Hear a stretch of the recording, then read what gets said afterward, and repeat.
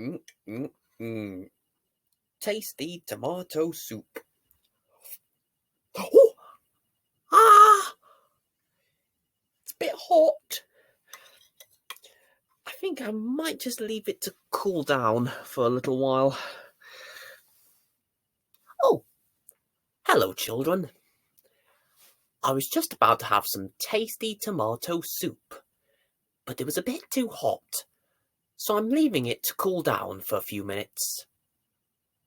Oh, that reminds me of a story of when a fox and farm animals make some soup of their own from an unusual ingredient. Would you like to hear it?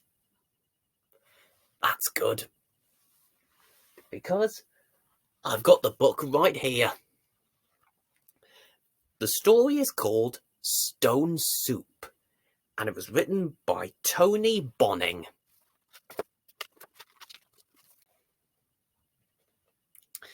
One afternoon, a tired and hungry fox stopped at the farm gate. "Can you spare a little food for a hungry traveller?" he asked.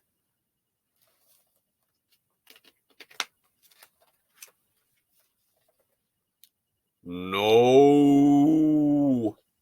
said Cow. "I don't have any extra," said Donkey. "Not me," said Goat. "No, no, no, no," said the four hens. "Go away," said bad-tempered old Dog. "Well, may I trouble you for a drop of water to make some soup?" asked Fox.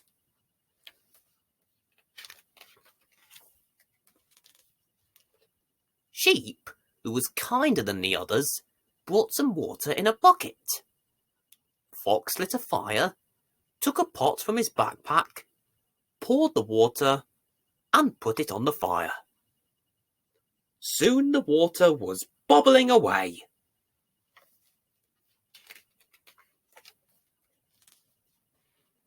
Carefully, Fox chose a stone, sniffed it, and dropped it into the water. "That should make a fine pot of stone soup," he said. Full of curiosity, the animals gathered closer as Fox took a spoon from his bag, dipped it in the water, and had a taste. Lovely," he said, "but it's not quite right. I think it could do with a touch of salt and pepper. Do you have any?" he asked Sheep.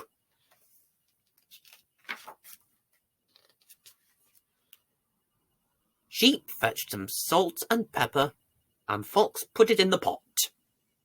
The puzzled animals moved closer as Fox took a sip. But still the soup wasn't quite right.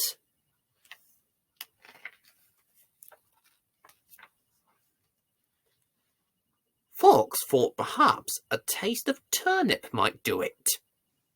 Cow went to her shed, chose a turnip, and gave it to Fox, who chopped it up and put it in the pot.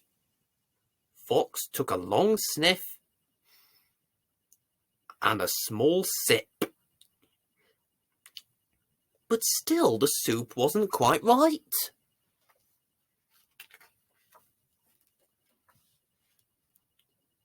Fox wondered if a hint of carrot would do the trick. Donkey knew just where to find one and trotted off to get it. He came back with a large carrot, which was also chopped up and dropped into the pot. But still the soup wasn't quite right.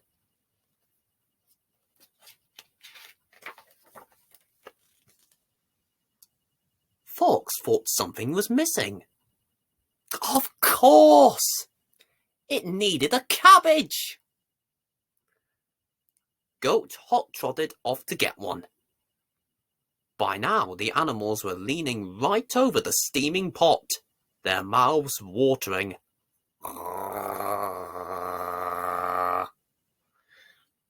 But still the soup wasn't quite right.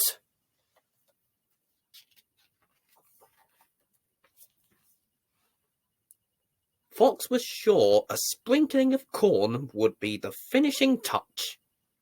The hens dashed away and rushed back with bowls of corn, which were also tipped into the pot.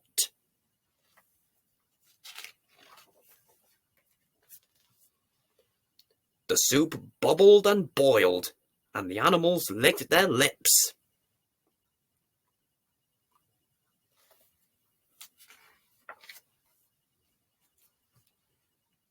At last, the stone soup was just right, and they all shared it, down to the very last delicious drop.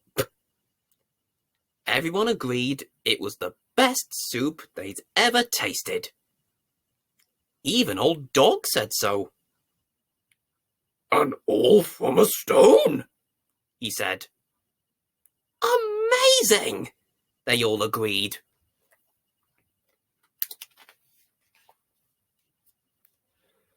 "Well, time to go," said Fox, putting on his backpack. All the animals wished him luck and told him to stop and make another pot of stone soup if he ever passed the farm again. "Thank you," said Fox with a wily smile. "I certainly will."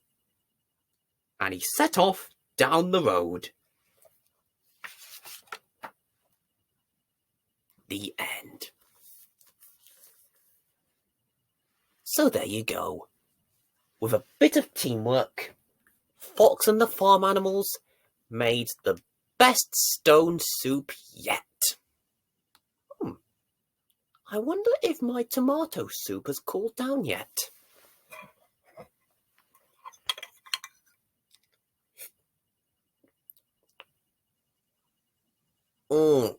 Oh yes.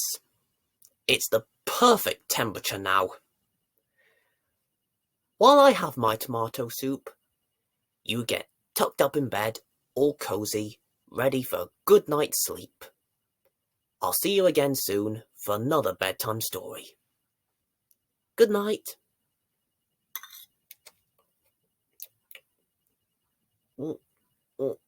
Ah, so comforting.